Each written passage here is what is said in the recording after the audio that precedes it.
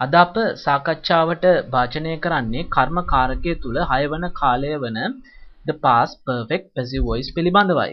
මේදී සුපුරුදු පරිදි වාක්‍යයක මුලට noun එක pronoun එක හෝ phrase එකක් යෙදීම සිද්ධ වෙනවා. ඉන්පසුව helping verb එක ලෙස අප had been භාවිතා කරනවා. මෙම කාලයේදී helping verb එකක් පමණයි තිබෙන්නේ. එනම් එය had been පමණයි. ඉන්පසුව අප past participle verb එක තබා ගැනීම සිද්ධ කරනවා.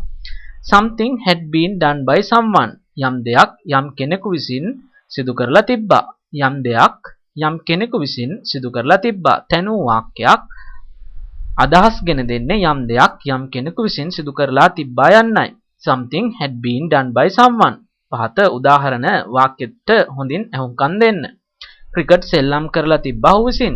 Cricket සෙල්ලම් කරලා තිබ්බා ඔහු විසින්. Cricket had been played by him. Cricket had been played by him.